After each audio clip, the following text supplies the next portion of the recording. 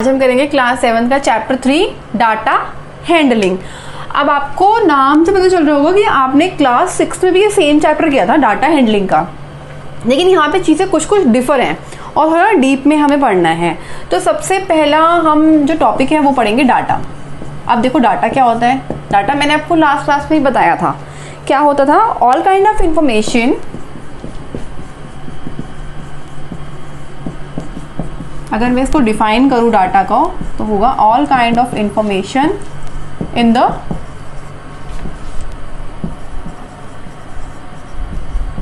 Unorganised form. अब ये unorganised form क्या है? अनऑर्गेनाइज्ड फॉर्म क्या होती है? जैसे कि ना मुझे कुछ नंबर दिए हैं 10, 5, 2, 18, 24, 10, 5, 24, 10, 24, 5, 17, ऐसा कुछ नंबर दिया हुआ है रैंडम से कुछ भी, ठीक है। तो ये है डाटा। लेकिन आप क्या सोचोगे, अब इस नंबर से कुछ भी समझ नहीं आ रहा, सब बहुत कंफ्यूज है कि क्या नंबर है 10, 5, 2, किसी को कुछ समझ में आ रहा है? नहीं। तो ये है अनऑर्गेनाइज्ड फॉर्म। अब इसको हमें हैंडल करना है, वही हमारा चैप्टर है डाटा हैंडलिंग। हैंडलिंग मीन्स उसको अरेंज करना सो दैट कि कुछ समझ में आ पाए। तो देखो कैसे हैंडल करते हैं हम इस डाटा को। सबसे पहला स्टेप, जब हम इंफॉर्मेशन को ऑर्गेनाइज्ड फॉर्म में चेंज करेंगे, हैंडलिंग में हम क्या करते हैं इस इंफॉर्मेशन को ऑर्गेनाइज्ड फॉर्म में। तो सबसे पहला स्टेप हमारा क्या होता है, इसको एक ऑर्डर में लिखेंगे, या तो असेंडिंग ऑर्डर में लिखेंगे या डिसेंडिंग ऑर्डर में लिखेंगे। तो अभी हम इसको फॉर एग्जांपल असेंडिंग ऑर्डर में लिखते हैं। तो देखो असेंडिंग ऑर्डर मीन्स छोटे नंबर से शुरुआत करेंगे और बड़े नंबर पे जाएंगे। तो छोटा नंबर सबसे पहला है 2 हमारा हो गया। उसके बाद है 5 हो गया। 5 एक और बार है, 5 एक और बार भी है 5। देन 10 कितनी बार है? 1, 2, 3। तो 10 10 10। देन 17, ठीक है। देन 18, देन 24, ठीक है। और एक और बार भी 24। अब सपोज ये जो हमारा जो डाटा था ये किसी क्लास में कोई टेस्ट हुआ है, उसके बच्चों के मार्क्स थे, ठीक है। अब मैंने इसको अरेंज कर दिया। अरेंज करने पे हमें थोड़ा बहुत कुछ चीज़ें अंडरस्टैंड होने लगी, हमें क्लियर होने लगी। क्या पता चला कि हाँ सबसे लोएस्ट मार्क्स 2 होंगे और सबसे हाईएस्ट 24 मार्क्स हैं। और कुछ ऐसा भी पता चलेगा कि 3 स्टूडेंट्स के 5 नंबर आए हैं, 3 स्टूडेंट्स के 10 आए हैं, एक स्टूडेंट के 17 नंबर आए हैं, एक के 18 आए हैं और 2-3 के स्टूडेंट्स के हमारे 24 नंबर आए हैं। तो अभी कुछ चीज़ें हमारी समझ में हमें आने लग गई। तो ये होता है हैंडलिंग। हैंडलिंग में हमने इसको एक असेंडिंग ऑर्डर दे दिया, ठीक है, तो ताकि चीज़ें हमें क्लियर हो जाएं। अब हमारा नेक्स्ट टॉपिक क्या है? नेक्स्ट टॉपिक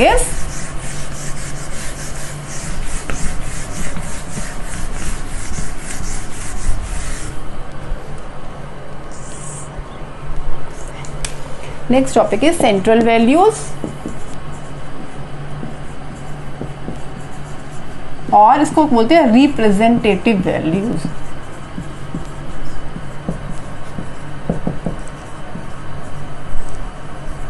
या तो हम इसको बोलते हैं सेंट्रल वैल्यू या बोलते हैं रिप्रेजेंटेटिव वैल्यू। अब ये वैल्यू होती क्या है, ठीक है। तो सबसे पहली सेंट्रल वैल्यू होती है मीन।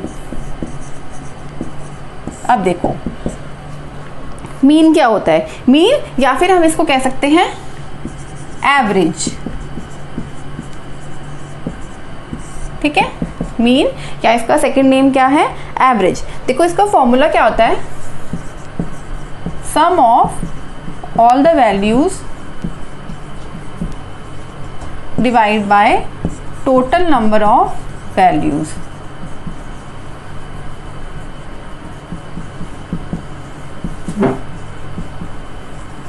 ठीक है, sum of all the values divide by total number of values. कैसे निकालते हैं मीन? सपोज आपको कोई भी डाटा दिया हुआ है 2, 4, 18, 3, 17, 21, 5, ये कोई डाटा दिया हुआ है। तो मैंने आपको बताया था जब भी कोई किसी बच्चे के अलग अलग सब्जेक्ट में मार्क्स हैं। फॉर एग्जाम्पल कोई लेटस से कोई स्टूडेंट है ए, जिसके अलग अलग सब्जेक्ट में ये मार्क्स आए हैं, English, Hindi, math, science, social studies, computer, drawing में ये मार्क्स आए हैं। अब वो आपको क्वेश्चन बोलेंगे find the mean of the score. अलग अलग सब्जेक्ट में तो आपके ये स्कोर आए हैं, लेकिन सारे स्कोर का मीन निकालना है आपको। तो सबसे पहला स्टेप, आप डाटा को अरेंज करोगे, हैंडल करोगे। कैसे? आप इसको असेंडिंग ऑर्डर में डालो। वैसे अगर इस वाले केस में अगर आप असेंडिंग ऑर्डर में नहीं भी डालते हो तो भी आपका चल जाता है, लेकिन आप कर लीजिएगा क्योंकि इससे चीज़ें ईजी हो जाती हैं। 2 4 2 3 4 2 हो गया, 3 हो गया, 4 हो गया, 5 हो गया, 17 18 और 21। अब हम इसका निकालेंगे मीन। मीन है sum of all the values, इन सब वैल्यूज़ का सम। ये क्या हो जाएगा? 2 + 3 + 4 + 5 + 17 + 18 + 21 divide by total number of values. अब आपको ये देखना है कि कितनी वैल्यूज़ ये हैं, 1 2 3 4 5 6 7, तो डिवाइड बाय 7, ये आपका हो जाएगा आंसर। आप इसको फर्दर सॉल्व करोगे। 2 + 3 कितना होता है? 5 5 + 4 9 9 + 5 14 14 + 14 + 17 + 18 + 21, इनको हम ऐड करेंगे। 7 + 4 कितना होता है? 11 11 और 1 12 12 और 8 20, तो 0 यहाँ आ गया। 2 3 4 5 6 7, ये हो गया 70। 70 डिवाइड बाय 7, आप इसको कट भी कर सकते हो। 70 डिवाइड बाय 7 कितना होगा? 10। तो एवरेज स्कोर कितना है स्टूडेंट का? 10। ओके, इस तरीके से आप इसको सॉल्व करेंगे। अब आपके पास देखो दूसरे तरीके का क्वेश्चन कैसे आता है। ये तो बहुत इजी क्वेश्चन आ गया कि आप कोई भी स्कोर दिए हैं या आपको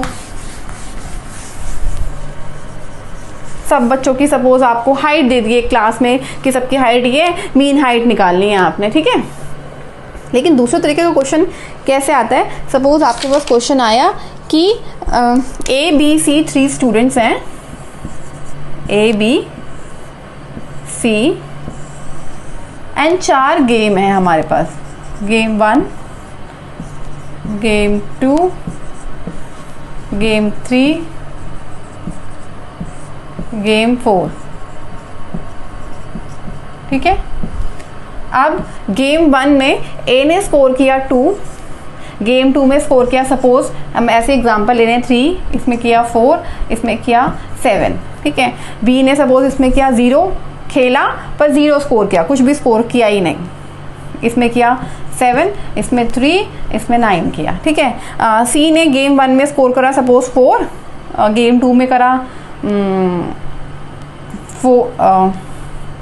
6, और गेम 3 उसने खेला ही नहीं, नॉट प्लेड अगर आ गया, और गेम 4 में उसने क्या 2। तो वो बोल रहा है कि स्टूडेंट A का स्कोर का मीन निकालो, स्टूडेंट B का, स्टूडेंट C का। अब देखो हम मीन निकालेंगे पहले A का, यहाँ हमने मीन निकालना है। A का मीन क्या होगा? स्कोर का। पहले उसने क्या 2, तो sum of all the values +3 + 4 + 7 divide by 4, तो 2 + 3 कितना हो गया? 5 5 + 4 9 9 + 7 16, तो 16/4 कितना हो जाता है? 4। तो इसका एवरेज आ गया वैल्यू 4। अब हम करेंगे स्टूडेंट B का स्कोर का एवरेज। पहले गेम में उसका है 0, दूसरे में आए 7, तीसरे में आए 3 एंड देन आए 9 divide by total number of values 4। 7 + 3 10, 10 + 9 19, 19/4। अब हम करेंगे C के स्कोर का एवरेज। तो पहले में उसने लिया 4, देन 6, प्लस ये वाला गेम उसने खेला ही नहीं है तो इसको हम मेंशन ही नहीं करेंगे, सीधा हम आएंगे 2 पे। और total number of values, the very important thing to be noticing यही है यहाँ पे कि टोटल नंबर ऑफ वैल्यूज हम लेंगे 3। Now we will not take 4। क्यों? देखो यहाँ पे 4 हमने लिया था क्योंकि उसने गेम खेला लेकिन उसका स्कोर नहीं आया। यहाँ पे क्या है, उसने गेम खेला ही नहीं। अगर कोई गेम नहीं खेलेगा, उस चीज़ को अटेंड नहीं करेगा तो हम उसको ऐड नहीं करते हैं। तो टोटल नंबर हम कितने लेंगे? टोटल नंबर ऑफ वैल्यूज 3, 4 नहीं लेंगे। तो 6 प्लस 4 10, 10 प्लस 2 12, 12 प्लस 3 कितना हो गया 4। This is how we find the mean और एवरेज। अब हमारे पास सेकेंड रिप्रेजेंटेटिव वैल्यू क्या होती है, इससे पहले मैं आपको एक बात बताऊंगी मीन के लिए।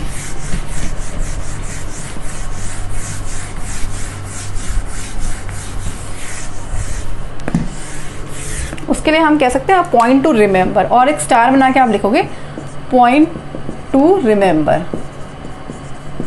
ये हमारा एक इंपॉर्टेंट पॉइंट है which you have to learn और अंडरस्टैंड। ये है the value of mean always lies between the highest and lowest value, the highest and the lowest value या observation। मतलब कि अगर आपको कोई डाटा दिया हुआ है उसका आपको मीन निकालने को बोला है, तो जो भी मीन की वैल्यू आएगी ना वो उस डाटा का जो हाईएस्ट नंबर होगा, हाईएस्ट ऑब्जर्वेशन होगी, और उसकी जो लोएस्ट ऑब्जर्वेशन होगी उनके बीच में लाई करेगा। ना तो हाईएस्ट से कभी बड़ा हो सकता है मीन, या ना लोएस्ट से कभी छोटा हो सकता है, तो हमेशा उन दोनों के क्या होगा बीच में लाई करेगा। Now the second central value is range.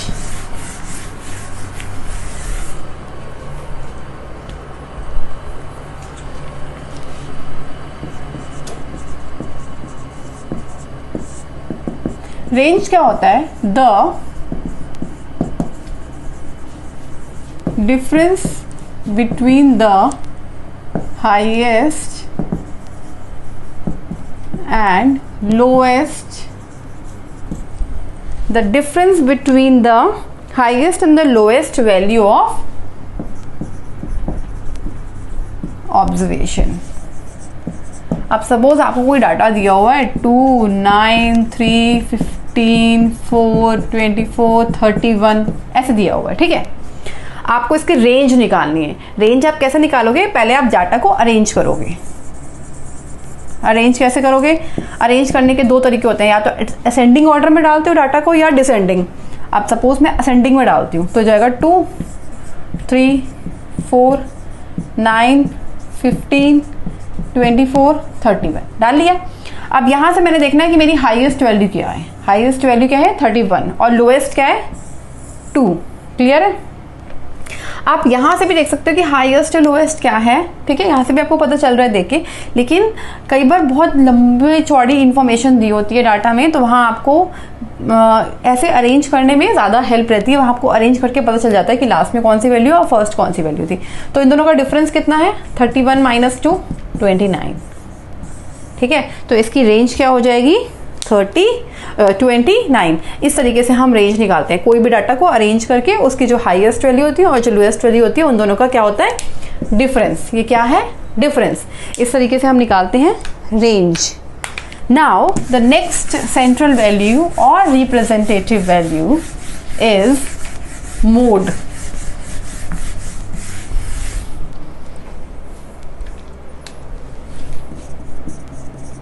Mode क्या होता है, मोड को अगर मैं डिफाइन करूं तो आएगा observation that occurs maximum number of time. कैसे, मैं आपको एग्जांपल के साथ बताऊंगी। जैसे आपको कोई डाटा दिया हुआ है लाइक 2 4 9 18 5 4 3 5 18 5 1 5, ये आपको डाटा दिया हुआ है, ठीक है। इसमें आप क्या देख रहे हो कि सबसे ज्यादा बार कौन सी वैल्यू रिपीट हो रही है। 2 तो एक बार रिपीट हुआ है, 4 2 बार रिपीट हुआ है, 9 हुआ नहीं है, 18 भी नहीं हुआ, 5 देखो आप 5 कितनी बार रिपीट हो रहा है 1 2 3 4 टाइम्स 5 रिपीट हो रहा है, ठीक है। इसके अलावा कोई ऐसा नंबर नहीं है जो 4 से ज्यादा बार रिपीट हो रहा हो। क्या हो रहा है 5। तो इस डाटा का मोड हो जाएगा 5, क्योंकि आपको डेफिनेशन से ही पता है observation that occurs the maximum number of time. तो मैक्सिमम नंबर ऑफ टाइम क्या आ रहा है 5, तो ये क्या हो जाएगा mode. Now let's come to the next topic.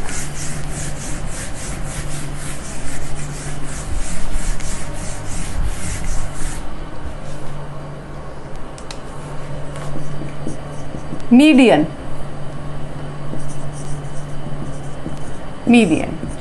Median की डेफिनेशन क्या होती है? Observation that lies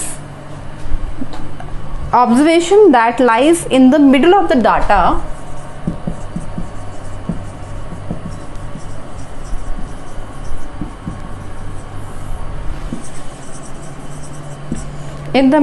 data when data is arranged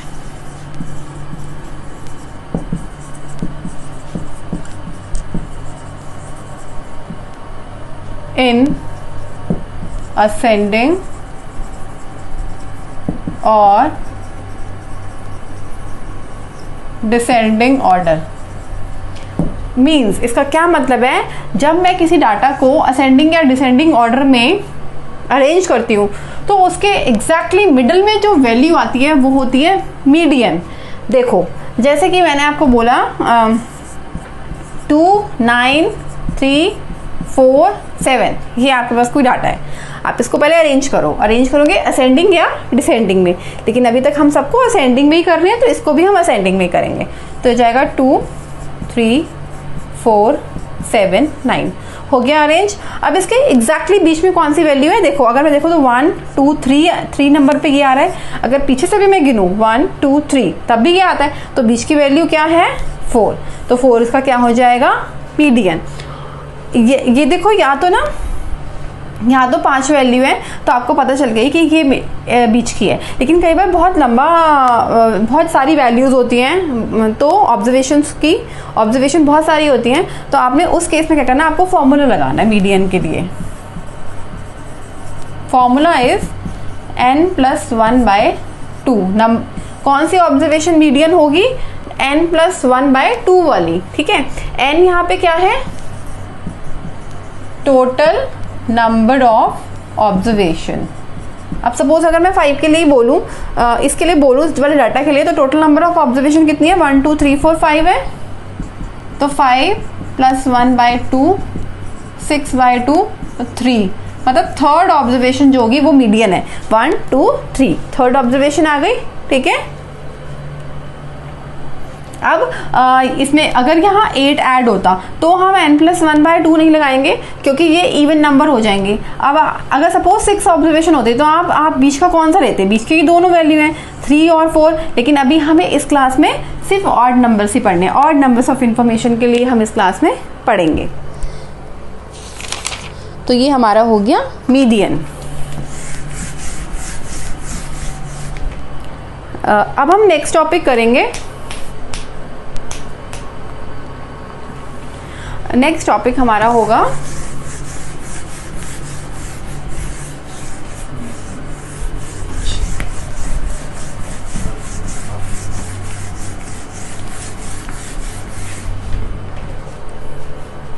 है हमारा बार ग्राफ. ठीक है, बार ग्राफ भी हमने 6 में पढ़ा है, लेकिन यहाँ पे बार ग्राफ थोड़ा सा डिफरेंट होगा. कैसे?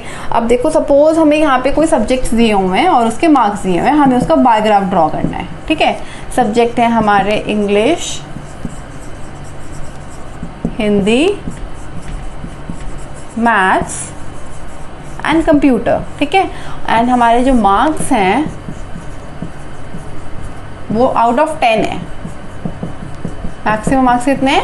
10. तो आउट ऑफ 10 हमारे यहाँ सपोज इंग्लिश में 7, देन हिंदी में 5, मैथ्स में 3 एंड कंप्यूटर में है 4 मार्क्स है. ठीक है, इसका हमें क्या करना है? बार ग्राफ ड्रॉ करना है. तो बार ग्राफ के लिए हम क्या करते हैं? 2 एक्सेस लेते हैं.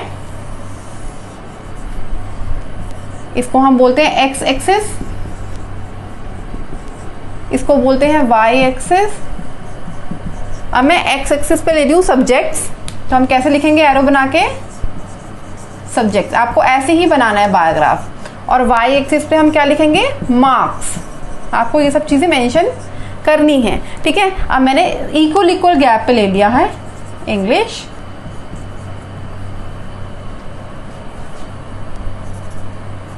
हिंदी,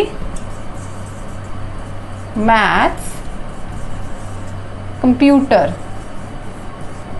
ठीक है, अब यहां मैंने ये आउट ऑफ 10 है। ठीक है, आपको ये भी देखना है कि आउट ऑफ कितने, आउट ऑफ 10 है, 50 है, 100 है, उसी हिसाब से आप यहाँ पे आपको इंटरवल लेने हैं। अब आपको इस तरीके से इंटरवल लेने हैं, इक्वल इंटरवल होना चाहिए कि आपकी सारी चीज़ें, सारे नंबर कवर हो जाए, 7, 5, 3, 4 एंड टोटल जो मार्क्स है वहाँ तक आपको जाना है। तो 10 है तो हम 1, 1 का इंटरवल ले लेते हैं। अगर ये 20 होता तो हम 2, 2 का इंटरवल ले लेते। ठीक है, 50 होता तो 10, 10 का इंटरवल लेते। 100 होता तो भी हम 10 का या 20 का इंटरवल लेते। ठीक है, डिपेंड करता है सिचुएशन कैसी है। यहाँ पे अभी हमारा 10 है तो मैं लिखूँगी 1, 2, 3, 4, 5, 6, थोड़ा सा मुझे इसको एक्सटेंड करना पड़ेगा, 7 और ये है 8। This is 8 Y axis. ठीक है, तो इंग्लिश में कितने मार्क्स है? 7। तो आप यहाँ से शुरू करेंगे इंग्लिश में और 7 तक जाएंगे। इस तरीके से हम बार ग्राफ बनाते हैं। ठीक है, हिंदी में 5 है तो आप हिंदी में 5 तक ही जाएंगे, यहाँ 5 तक। मैथ्स में 3 तो 3 तक जाएंगे आप बस। एंड कंप्यूटर में 4 है तो आप 4 तक जाएंगे।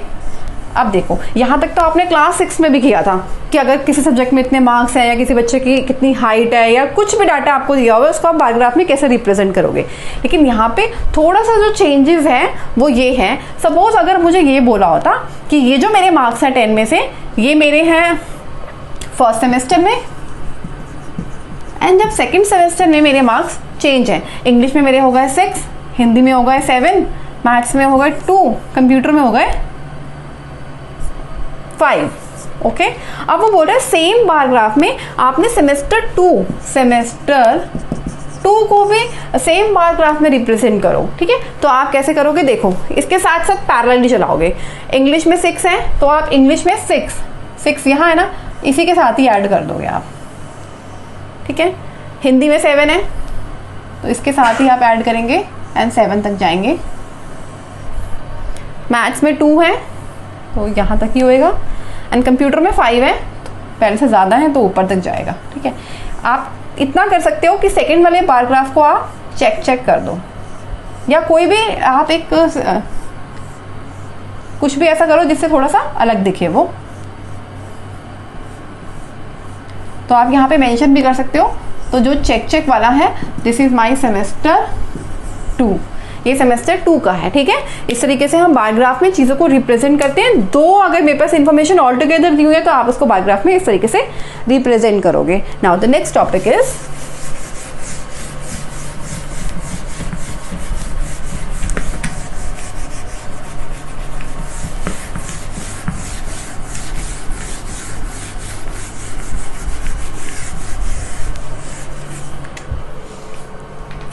Next topic is probability.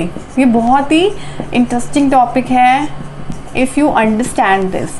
ठीक है, नहीं समझोगे तो बहुत ही कंफ्यूज हो जाओगे। तो बहुत ही इंटरेस्टिंग टॉपिक कैसे है? अब देखो, प्रोबेबिलिटी होती क्या है? प्रोबेबिलिटी को आप अगर मैं जनरली बोलूँ तो this is a chance, getting a chance. Chance means जैसे हम बोलते ना कि कितने, सपोज मैं बोल रही हूँ कि आज वेदर बहुत अच्छा है, आप बताओ कितने क्या चांसेस है रेन आने के। मैंने बोला है कि आज वेदर अच्छा है, बताओ सब क्या क्या चांस है। मुझे किसी ने बोला कि हाँ 50% चांस है आज रेन आएगी, किसी ने बोला नहीं 20% चांस है। तो ये जो हम एक आइडिया लगा रहे हैं ना, चांस बता रहे हैं कि इतना चांस है। यहाँ बोलूँगी कि सपोज क्लास में मैंने बहुत अच्छा परफॉर्म किया, मेरे फर्स्ट टर्म के कितने चांस हैं। तो ये जो हम आइडिया लगाते हैं ना, this is the idea.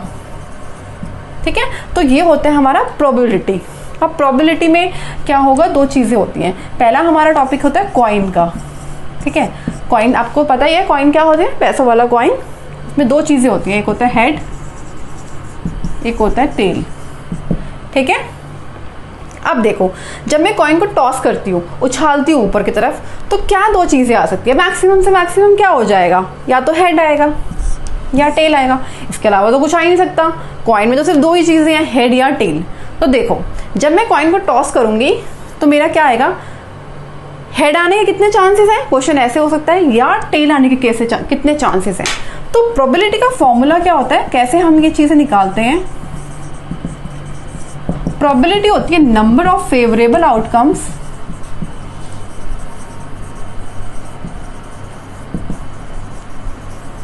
Divide by total number of outcomes. ठीक है, number of favourable outcomes divide by total number of outcomes. अगर मैं कॉइन की बात करूं तो टोटल नंबर ऑफ आउटकम्स मेरे दो हैं, या तो हेड या टेल। ठीक है, फेवरेबल क्या है, देखो अब मैं बोलूं कि हेड आने के चांसेस क्या हैं, तो हेड मीन्स हेड मेरा फेवरेबल आउटकम है। कितना है हेड, कितनी बार आ सकता है, एक ही बार आएगा ना, दो बार तो हेड एक साथ नहीं आ सकता। तो हाँ, दो बार तब आएगा जब मैं दो कॉइन को टॉस करूंगी, अभी मैं सिर्फ एक कॉइन को टॉस कर रही हूँ। तो हेड कितनी बार आ सकता है, एक बार आ सकता है। तो नंबर है, अगर वो जैसे क्वेश्चन ये है कि find the probability of getting head, तो हेड के प्रोबेबिलिटी हो जाएगी, फेवरेबल आउटकम्स कितने हैं 1, टोटल नंबर ऑफ आउटकम्स कितने हैं, हेड और टेल 2। ठीक है, अब मैं दूसरा क्वेश्चन बोला टेल आने की प्रोबेबिलिटी क्या है, तो टेल 1 टाइम्स आ सकता है, टोटल नंबर 2। इसका मतलब हाफ हाफ का मतलब क्या है, 50-50% चांसेस हैं, ऐसा नहीं है, ऐसा हम नहीं कह सकते। इस हाफ हाफ से ये बहुत क्लियर हो गया कि हम ऐसा कभी भी नहीं कह सकते हैं कि 70% चांसेस तो हेड आने के हैं और 30% चांस टेल आने के हैं, या मैं बोल दूं 100% चांस है कि हेड ही आएगा। No, this is wrong. 50% chance होगा कि हेड आ सकता है, हाफ मीन्स 50%, और हाफ चांस है, या हम आप इसको ऐसे बोल सकते हो, हाफ चांस है कि टेल आ सकता है, हाफ चांस है कि हेड आ सकता है। इसी में प्रोबेबिलिटी में हमारा दूसरा है टॉपिक डाइस। डाइस आप सबने देखी होगी, लाइक जैसे हम लूडो वगैरह खेलते हैं उसमें डाइस आती है। अब देखो डाइस में कितने नंबर होते हैं, डाइस में होते हैं 6 नंबर, 1 2 3 4 5 6। तो जो मेरा प्रोबेबिलिटी का फॉर्मूला था ना उसमें था टोटल नंबर ऑफ आउटकम्स, यहाँ टोटल नंबर ऑफ आउटकम्स 6 है। ठीक है, अब देखो डाइस में क्या क्वेश्चन आ सकता है कि मुझे बताओ 2 आने के चांसेस क्या हैं। डाइस को जब आप रोल ऑन करोगे तो कोई आपसे पूछे कि 2 आने की क्या प्रोबेबिलिटी है, तो प्रोबेबिलिटी क्या होगी, 2 एक ही बार आएगा 2। ठीक है, टोटल नंबर ऑफ आउटकम्स कितने हैं 6। अब बोलेंगे कि 4 आने की प्रोबेबिलिटी क्या है, तो 1/6। 5 आने की प्रोबेबिलिटी क्या है, 1/6। तो सब नंबर आने की प्रोबेबिलिटी हमारे पास क्या है, 1/6 1/6 1/6। ठीक है, अब आपको अगर मैं बोलूं 4 और 5 आने की प्रोबेबिलिटी क्या है, 4 and 5 आने की प्रोबेबिलिटी, तो 4 और 5 कितना हो जाएगा 2 डिवाइड बाय 6। तो 4 और 5 आने की प्रोबेबिलिटी क्या हो जाएगी 2/6। This is how we find the probability. और I hope you are clear with the topics and आपको सारी चीज़ें बहुत अच्छे से क्लियर हो चुकी हैं शायद। इसमें आपके पास देखो, मैं अगर रिवाइज कराऊँ तो आपने आज क्या क्या पढ़ा डाटा हैंडलिंग में। सबसे पहले डाटा क्या होता है, डाटा इज कि किसी भी अनऑर्गेनाइज्ड फॉर्म में आपको कोई इन्फॉर्मेशन दी है जो आपको पता नहीं है कि क्या है, ये वो डाटा है। उसके बाद हम डाटा को हैंडल कैसे करते हैं, उसको हम ऑर्गेनाइज्ड फॉर्म में डालते हैं, असेंडिंग ऑर्डर में या डिसेंडिंग ऑर्डर में, सो दैट कि हमें कुछ क्लियरिटी मिले। उसके बाद हमारे पास सेंट्रल वैल्यूज़ होती हैं। सेंट्रल वैल्यूज़ कौन कौन सी मैंने बताई हैं, मीन बताए, रेंज बताए, मीडियन बताए, मोड बताया। ठीक है, मीन सबसे पहले अगर मैं आपको रिवाइज कराऊं तो मीन में मैंने क्या बताया था, मीन था मेरा total number of sum of all the values divide by total number of values. जितनी भी वैल्यूज आपको दी हुई हैं सबको सम करना है, डिवाइड बाय कितनी नंबर ऑफ वैल्यूज हैं वो आपको बताना है। रेंज में आपको बताया कि जो भी हाईएस्ट ऑब्जर्वेशन है, हाईएस्ट वैल्यू है किसी भी डाटा की, और जो उसकी लोएस्ट वैल्यू, उन दोनों का डिफरेंस जो है वो है मेरा रेंज। मीडियन में आपको क्या बताया, मीडियन में जो बिल्कुल मिडिल वाला नंबर होता है, मीडियन देखो, मीडियन नाम से ही पता है कि मीडियन इज मिडल। ठीक है, जो भी मिडिल वाला नंबर है मेरा वो है हमारा मीडियन। लाइक जैसे हम किसी भी डाटा को अरेंज करेंगे असेंडिंग या डिसेंडिंग ऑर्डर में, वहाँ पे आपको देखना है कौन सा बीच वाला नंबर है। या आप इसके लिए मैंने आपको फॉर्मूला ही बताया है n+1/2, जहाँ पे n है total number of values. Total number values में हम 1 ऐड करेंगे, डिवाइड बाय 2 करेंगे तो हमें पता चल जाएगा।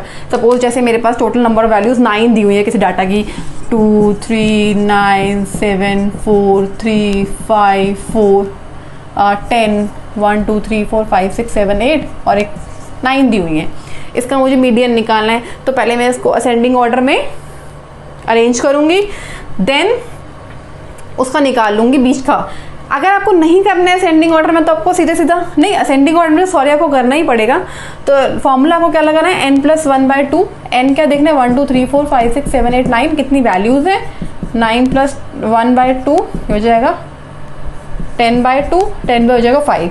तो जो भी 5th नंबर पे वैल्यू होगी, 5th नंबर पे, वो आपके पास क्या हो जाएगी, मीडियन। उसके बाद मैंने आपको बताया था मोड। मोड में क्या बताया था, जो भी value maximum number of time occur करती है वो आपकी होती है मोड। जैसे कि अगर मैं इसी का एग्जाम्पल लूँ तो इसमें मेरी हो जाएगी 3। 3 एक ऐसा नंबर है जो 2 बार आ रहा है, बाकी सब नंबर सिंगल सिंगल टाइम आ रहा है। 2, 4, 9, 7 सब सिंगल सिंगल टाइम आ रहे हैं। तो 3 मेरे पास क्या आ रहा है, 2 टाइम्स आ रहा है। तो 3 इस डाटा का क्या हो जाएगा, mode. I hope you like the video. Thank you so much.